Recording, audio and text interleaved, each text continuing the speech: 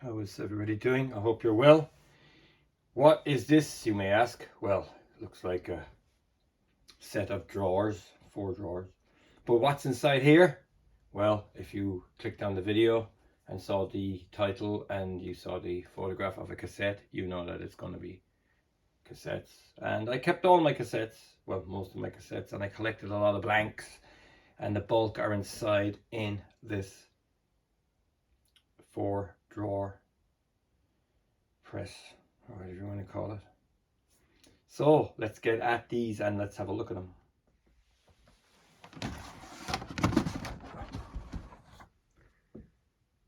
Now you may ask, whoa, that's crazy, isn't it? Yeah, but cassettes, I was going to say I always had a soft spot for them, but you see, you know, at my age, in my mid-50s, I used cassettes all the way through the 80s. I think until actually 1999 or 2000. I think I made my last 4-track recordings in 2000.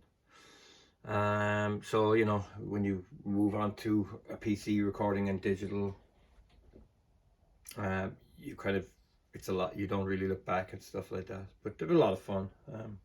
But cassettes are becoming very popular again. They're talked about a lot. I've made lots of videos over the years on cassettes.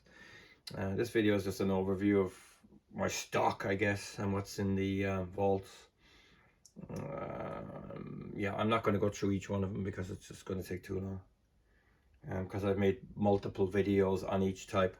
But this is just where it is, and this is the stock. So let's have a look at them now. So as you can see here, it starts off with Maxell, you know, the ULs. And it goes into the URs, you know, different eras, you know, from the late 70s, early. I remember these guys, these were very popular. I think the hubs were a different color for each type of cassette.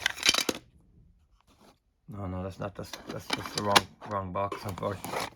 But a 120. Yeah, that's a 120 with the yellow hubs. And I think that the 90 had green hubs or something like that, I can't remember. And then the 60 had the blue. But yeah, interesting. You don't see them around that much anymore, but they were okay. And then there was the 80s, and then the UR in the late 80s. Very popular cassette. Sometimes the hubs you could see through them. Different types. No, see. Maxell high quality. They're not my favorite. When I say not my favorite, I mean they are very, very good, you know. UR 120, they're Japanese market. URF, that's an interesting one. These came in pink, I think yellow, all pastels, mid 80s. Looks like a tennis net. Then there's the UDs, UDI, and then the XLs were the chromes. It's another cool one. Late 80s. I remember buying them in 1988. Classic Maxell hub from the time. Fantastic. Yeah, wonderful tapes. Then the ESX. These ones, I mean, in fairness. Yeah, they're very, very common as well. But these, oh, these were unbelievable. In 87. Buying that, like, I mean, that was, it's almost like something from the military, like, you know, stealth. They were pretty cool. And then this one is another nice. It's really nice as well. Of course. Yeah, beautiful. Then of course the early 90s. They kind of got rid of the big windows. Oh, not windows, but I don't know, they got rid of the big windows or something, and they went back to the, can't even get them out. Tricky! This is kind of one, yeah. And of course, these are bog standard from the early mid-90s, I guess. MX, these are metal. You could see now I'm kind of flying through these. I can't go through each one in detail. And then we got boots, and then they were wonderful. Theo Uden made these, fantastic. They came in different types, and the EX I think was position 2, but it was a metal or something like that. Metal. I love the way they did it. Metal formulation or something.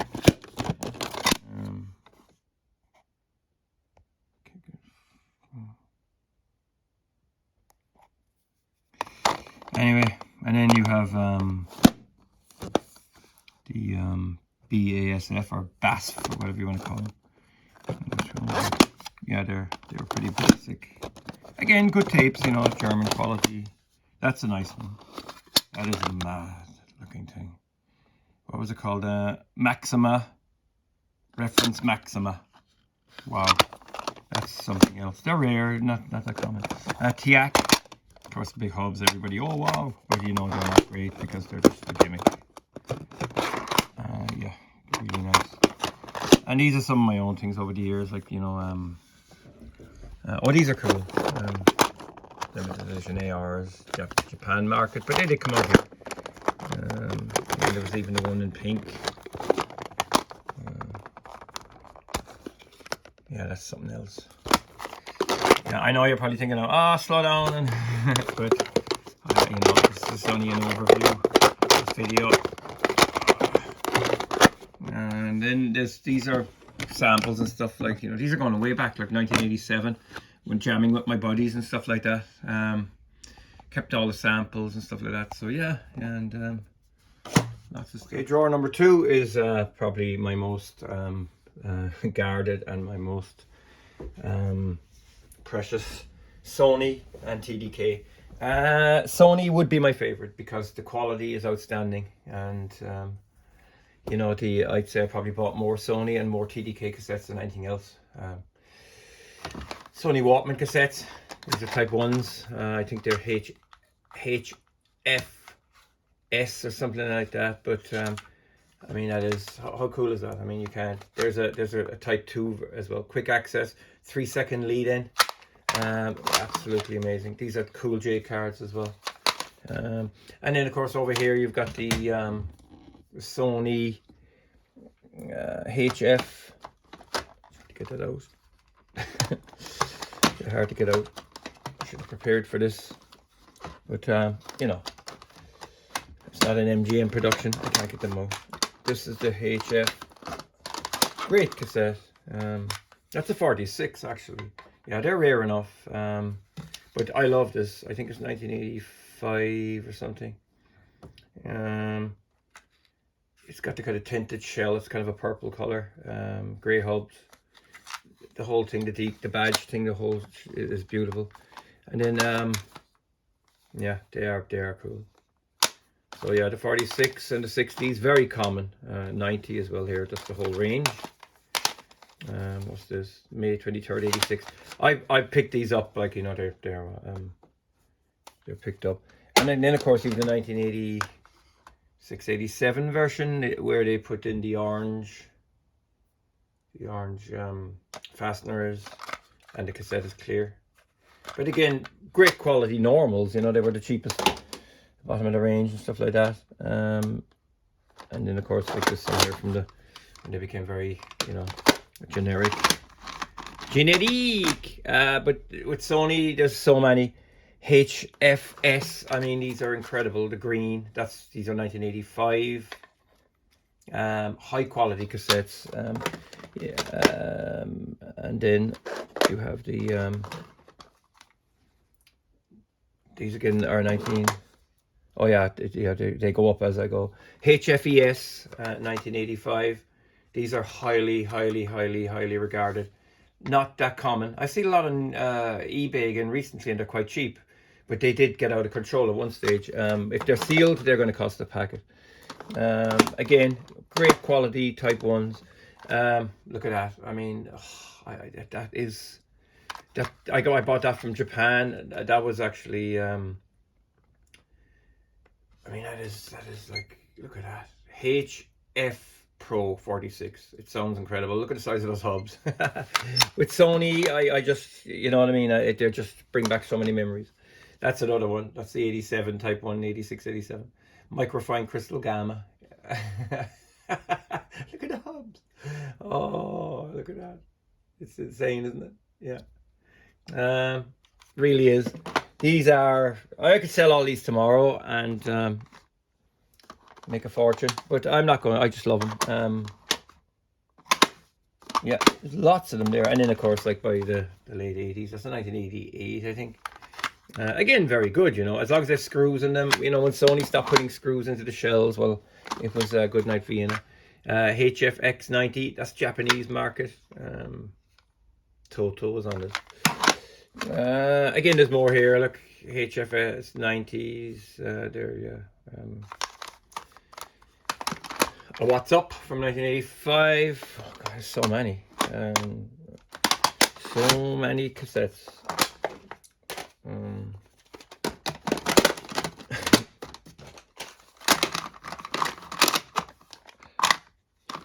And then of course we move on to Sony. Let's move in here a bit. We move on to Sony. HFS, this is another HFES as well.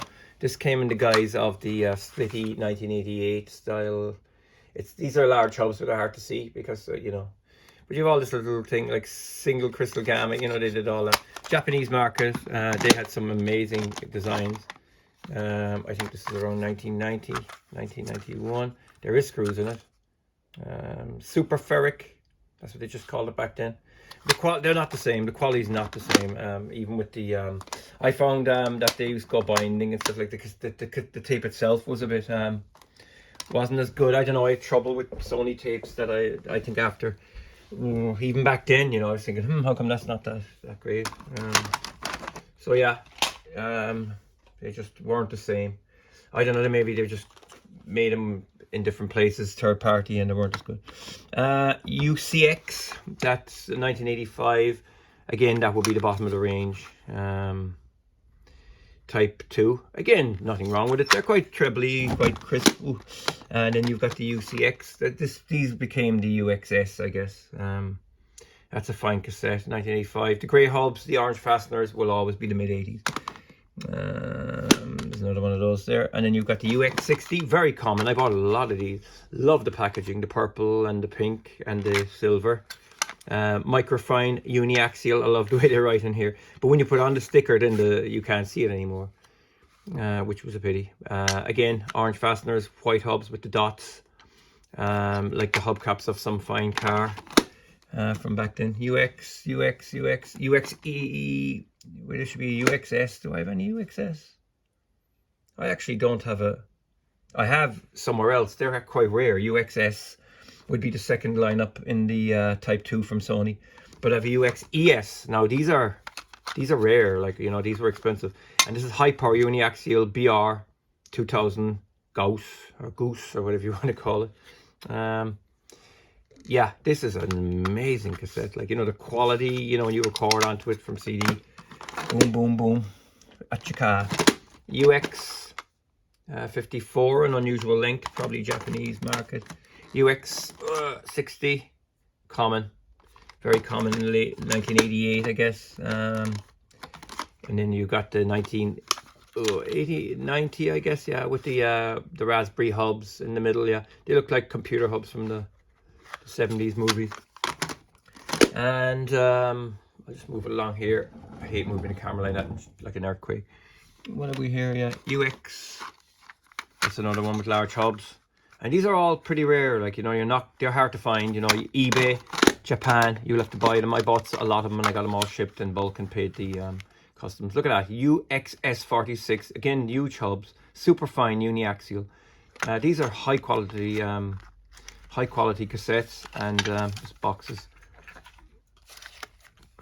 Sometimes you don't get the original J cards. The guy puts in a photocopy. You can print them off, make your own. But of course, the cassette companies made them look really good. You've got kind of, you know, copper, silver and gold style inks metallized. UX Pro 60. Actually, I bought that myself. I remember having that. That was wrapped up for a long time. That's a fine one. Look, ceramic guide and everything inside there. Oh, this is just like tape porn. UXS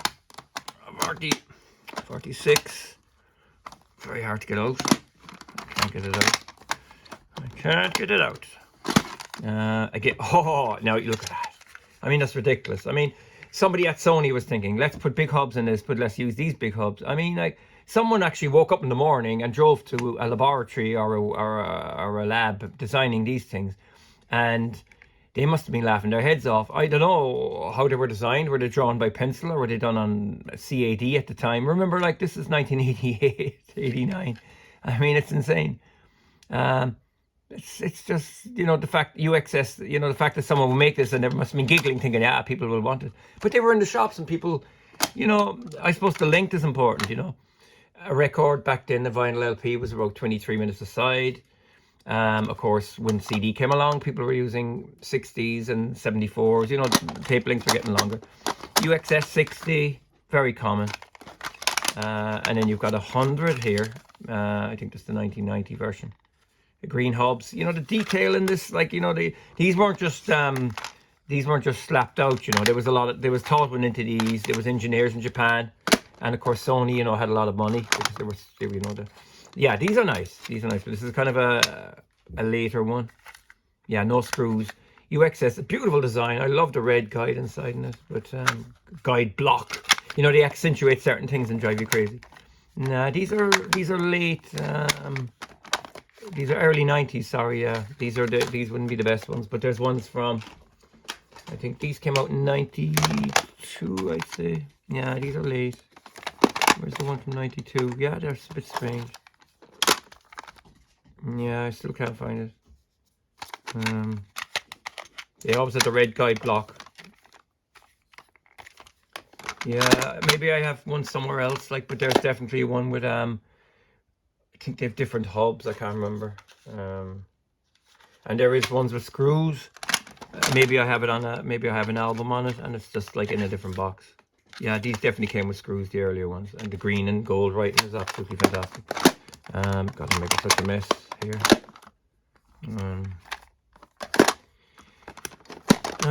Yeah, geez, I never saw so many tapes in all my life. You know, you forget about these, you know, when you're busy and stuff like that. You just forget about things, and all of a sudden, then you open the drawer and you go, oh, forgot about this, forgot about that. Yeah. So, there we go. We put them back in there. So let's move along.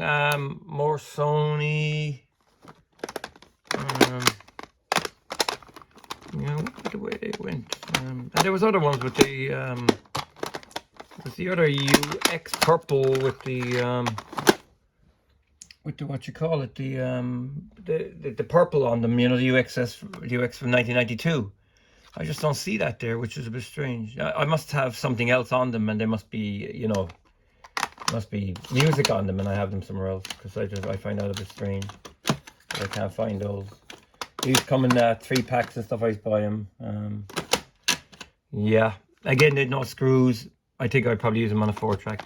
Esprit, very, very nice. That's a super chrome class. When they started calling them super chrome and all that kind of stuff, I don't know. You know, I think it was a bit... I remember this one, yeah, I bought this one. It's beautiful.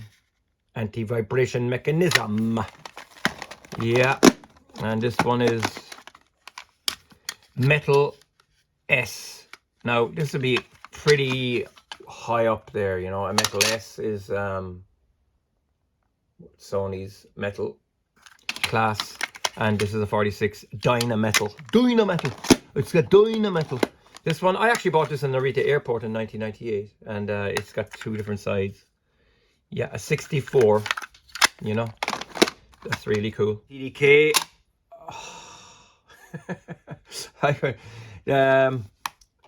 yeah, Japan market, AD, their acoustic dynamics. You've got the AR, what was that called? AR was acoustic resonance or something, was it? I can't even remember. But that would be in the, and there's an ARX as well. You've got AD, they're quite common. They're quite common. I think the Sony HFS would be a bit like this. I think I prefer the Sony. It looks nice. But TDK shells, I mean, you know, these must have been expensive to manufacture. I mean, the top tier plastics, everything is very precise. Everything is, I don't know how much they were back then, maybe £2 or £3 or something. That's an Axia, just Japanese again. It's got huge hubs. So look, as you can see, TDK starts here, and you've got you know, the late 70s, early 80s AD and all that kind of stuff. There's a bit of a mix up here. Lots of ADs. Remember those ones from the early 80s with the blue on them. And then of course there's the Japanese market. There's the SAs. Yeah, and then of course there's lots there at the back as well. I have to move it. Okay, TDK. That was the 1985 or something. D, pretty common, pretty good. Nice clear shell. Up to then they were just the 1988 version. Pretty similar. It's the same, different writing. There's a lot. Yeah. I don't know how I've got the TDK. ADX, is that? No, that's the wrong box. But you've got an AD, yeah, very early. And I think I've got another one with slightly brown. What's that one called? I don't know, your American market or something like that. So the 80s, and then you got the ARs. 1 second, I've got to move this. Japan market stuff here. Lots of these. I bought a lot of these off a guy in Japan. I mean, that is, look at the hubs on that. I mean, like, it's just insane, isn't it? I mean, it's absolutely beautiful. Yeah. And okay, well, yeah, there's all this stuff inside, you know, and the detail and the stickers. Absolutely beautiful. Yeah, it's amazing. These look as if they're from today, you know. The engineering is just unbelievable. I don't think people appreciate it, you know. Like, okay, I guess in the early 90s or the mid 90s to late 90s, when companies decided, okay, look, compact disc is outselling everything else, and you know, you had things coming along then like media players and stuff, I guess. That's a 50. Again, the 50 has big hubs, which is very unusual. This is a very rare cassette. Normally it's only 46s. And the 54 is standard hubs. I love the way they blow the hubs out of proportion, you know. And what else? Yeah, there you go. I think I have a Maxell as well, 1 or 2 with the big hubs. They're quite rare. They're very rare. Yeah. And then you got the AR90s. This is the 1988 packaging. AR, yeah, they're rare enough. Yeah, there's no doubt the quality from. It's gonna be hard to get this out now. Quality from TDK.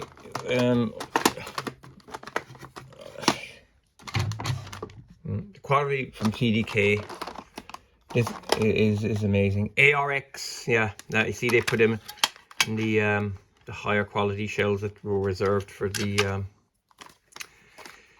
Type 2s. AR with a slitty window, I'd say 1992 or 3. Again, very nice. And then you got an ARX. Let me figure them out because you got the SD. Now I think that's the US market, 1985 or 6. Yeah.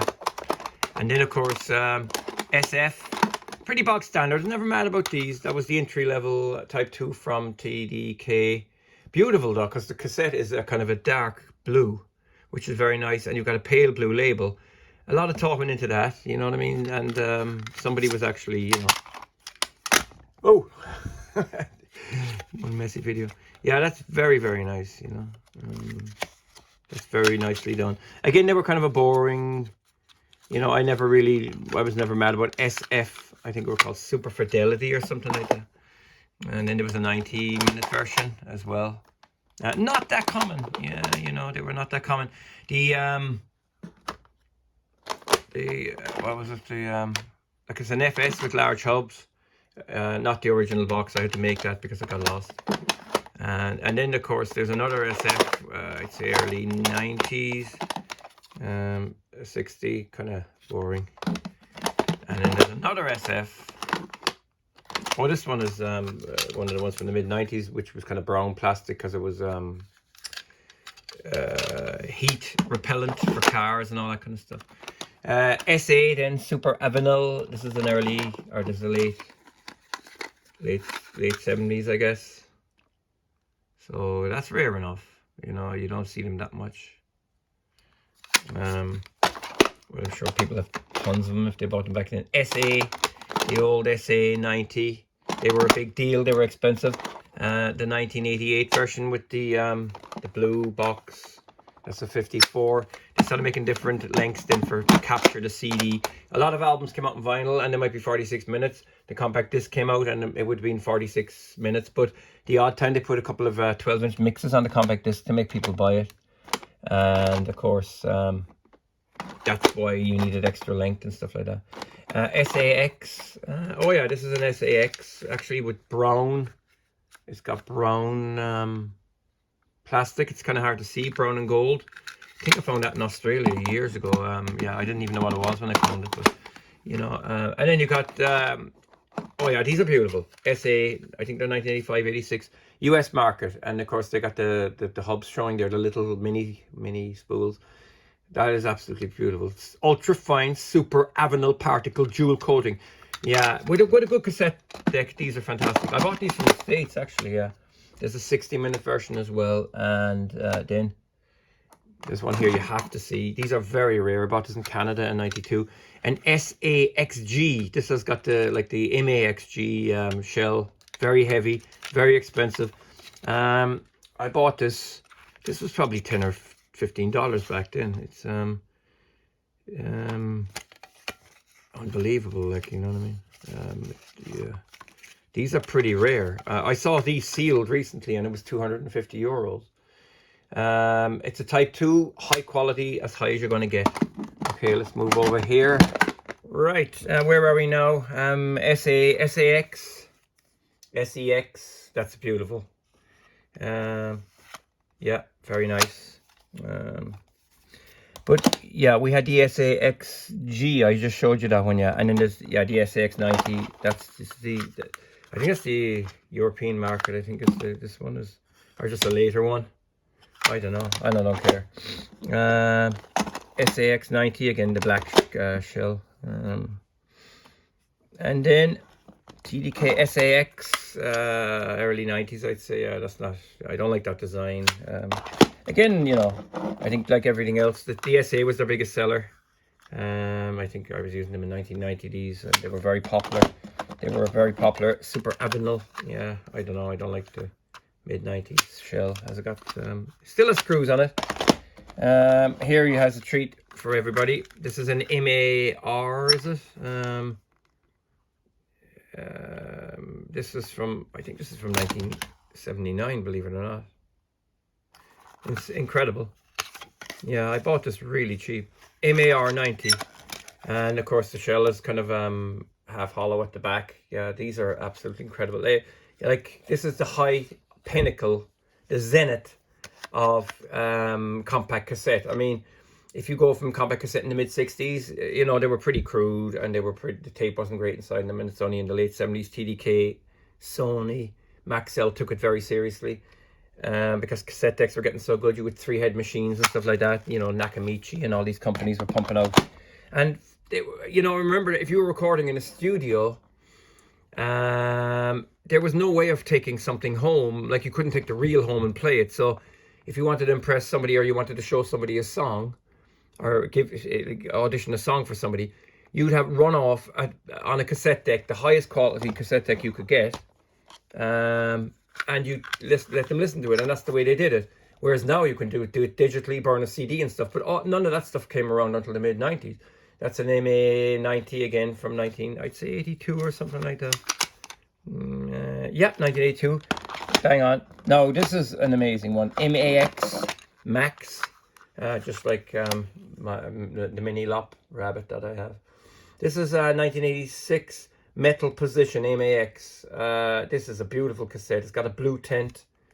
Yeah, this is just, you know, these don't work on any old deck. You know, you gotta have good stuff for these. An MAXG, I actually remember buying that in 1989 in Virgin Megastore on Aston Quay in Dublin. I should have bought more, you know, but they were expensive. I think they were about £10. It was a lot of money back then, you know. If these were made again, if these came out again, they'd probably be about 40 or 50. Right. An MA from 1988, metal. I was never really a metal man. Like, they're expensive. They were kind of hard to get your hands on as well. This is probably one of my pride and joy. 88. I remember buying this, and I had that in my Walkman, and it sounded absolutely incredible. You know what I mean? The detail and all that shebang. Big hubs, Walla Walla baby, and the flagship from 1991. This one, the MAXG, and this one, not as nice. Look, it's got kind of weird coloring on it. I don't know. MAXG again. You know, these were probably £15. I remember buying this in Seven Oaks Hi-Fi. I think is that in Kent or Surrey or somewhere like that in the UK.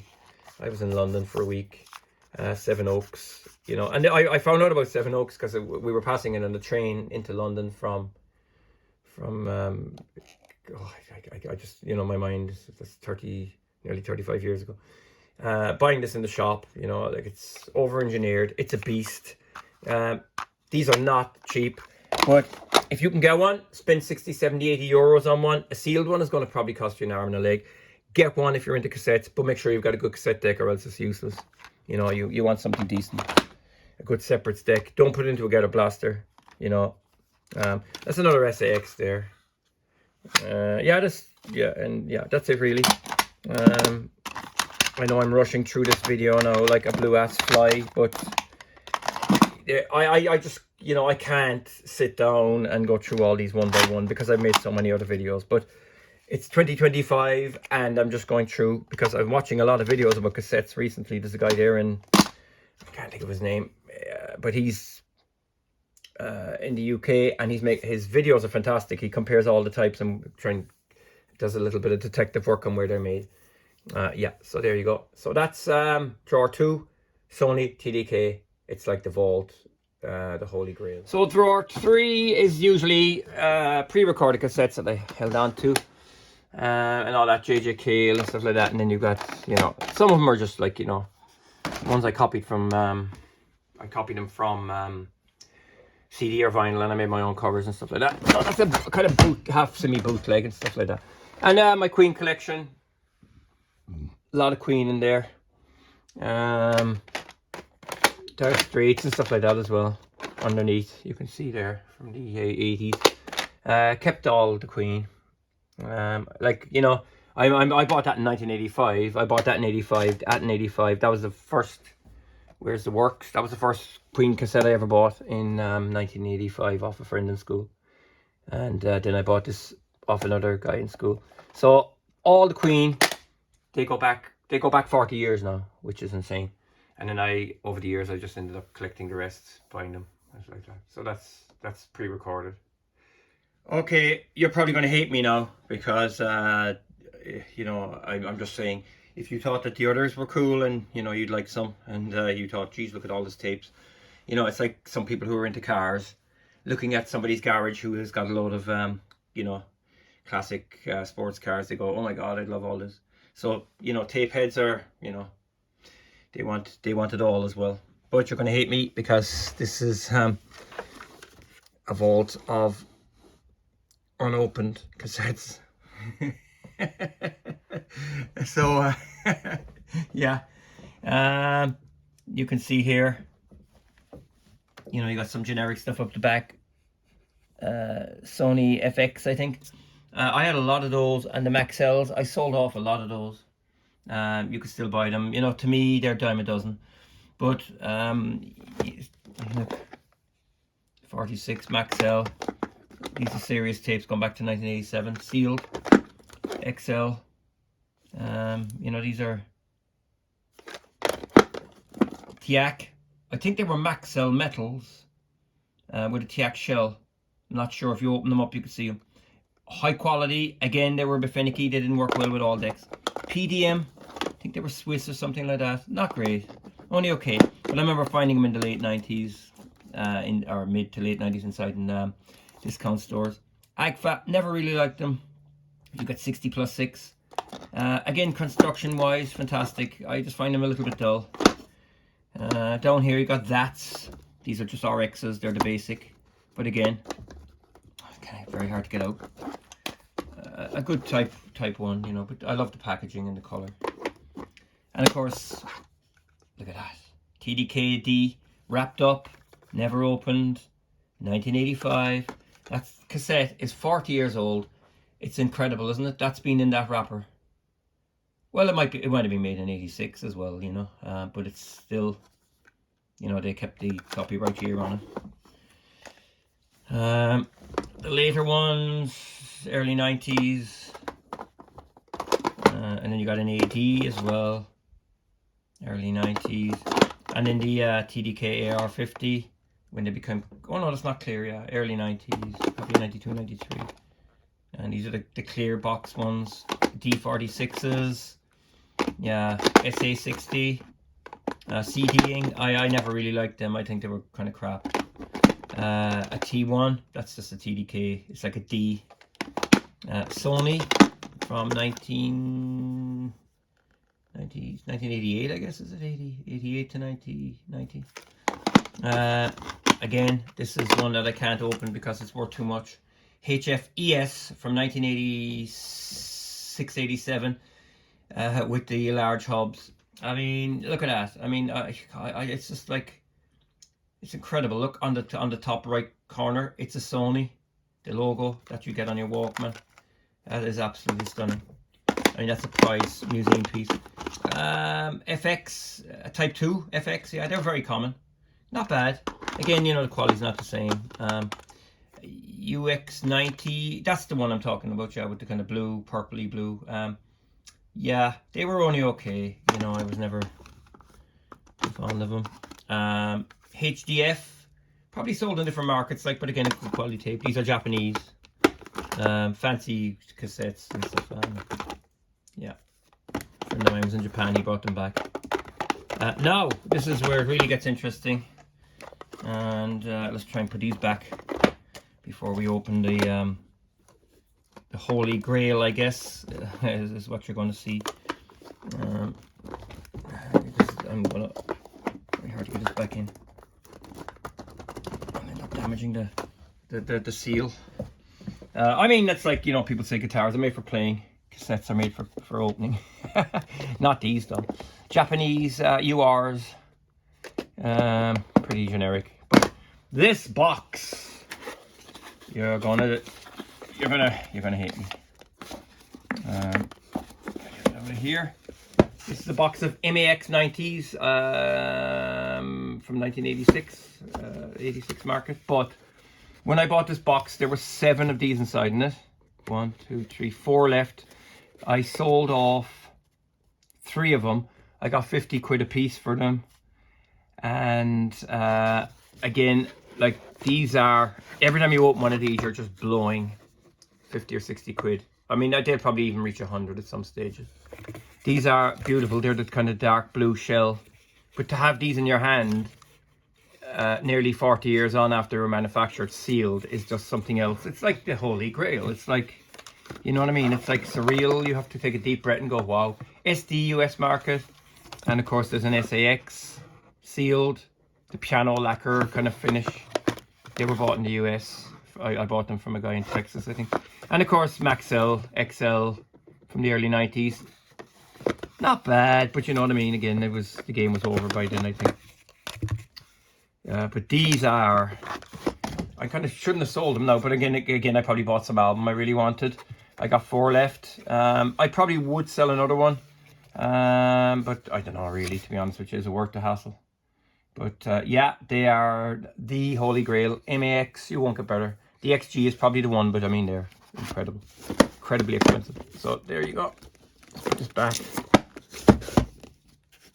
Made in Japan. All the quality is all Japan. Everything else after that is just rubbish. I'm sorry. Forget about it. There's one more drawer here, and these are US market. Again, generic Maxells. I think they're made in Indonesia, so like they're nothing special. Maxell S. These were mid 90s, I guess, and they're super power tape. They're type 2s, I think. Are they type 2? Yeah. Oh no, normals. There's normals, but there is actually there is a type 2 as well in that range. Japan market, HF10. You know, they're just for. In Japan, you could go into a kiosk or something and record a message for a few minutes. TDK with all fish and dolphins on it and stuff like them. You know, I hate that artwork from the 90s. AE. Yeah, just generic small tapes. And then Fuji DR. I got a few of them as well. Normal position. Pretty boring. What's this? Daiso, Japan. Yeah. And then you have what's this? Radio Shack. Yeah, I was sent them from the States. Again, they're Japan Daiso. And again, they're all that's left in is Maxell. These ones that you buy in anywhere, it's still available. These ones were it doesn't say where they're made. I can't really see. Maybe it's on a single cassette, but these are pretty plentiful. They have the globe on them in color and the globe on them in that's Maxell Europe. I think they were. I don't know. It doesn't really matter. They're kind of, you know, you could give them away to people. They're not that great. Sony FX, and these ones, they were very popular in the early, mid 90s, and they're not bad. They're pretty good. What else have we here? Oh yeah, we got the BASF, the BASF, Chrome 2, quite good, bright tape though. And we have a Sound 2 over here. Again, I don't really care for them, you know, they don't bother me. I'm not really pushed about the ones like that. And this is another Maxell UR. Another one as well. They come in all, they're everywhere, you know. That's UK. BBC, anyone remember them? Terrible, I hated them. You know, really crappy. And then there's more URs over here. I sold a lot of those off because I bought them in bulk. They were cheap. I think it was €5 for 5. So that's it. So yeah, now I have other cassettes as well in boxes, just recordings on them and stuff like that. I'm not going to go through those. It'll take too long. You know, there's no point. So that's it. Thanks for watching. Feel free to subscribe and take care. And, you know, if you're on the fence about... The problem with cassettes is that I don't use them anymore. They're too time consuming. The odd time I'll run a 90-minute compilation. I'll run the CD onto it. And then but I hardly ever use them anymore. It's digital for me. I use MP3s in a Sony Walkman media player. That's my go-to for using in the cars and using in the with headphones when I'm walking and stuff like that. I still buy compact discs. I buy vinyl, not as much anymore. I don't like new vinyl because it's really expensive and sometimes the quality's not great. So I buy 80s press CDs, run them onto the MP3 player. I have them and I play them back at home. I've got, you know, good gear to listen to my CDs and stuff like that. Cassettes, mini disc, they're on the bottom of my listening formats, to be totally honest. I just don't have time for it. Because once you start opening the can of worms, you're back into it and testing this one and the UXS against the US this and that and type 1, type 2, type 3. I don't have time for it anymore. I just want to live my life in the way I find most amusing and get on with it. So anyway, thanks for watching. Feel free to subscribe and take care. Hi, it's me, the cassette scrutinizer. If anybody is familiar with Frank Zappa, Joe's Garage, you'll know what I'm on about. Yeah. I just couldn't end the video without including this one. It's the Maxell UD2 with the large hubs. And that is absolutely beautiful. I mean, those hubs are really cool, but to have them in a large like that, yeah. Wow! Anyway, I'm acting the idiot and I've got to go. I've loads to do. So, thanks for watching. Feel free to subscribe and take care.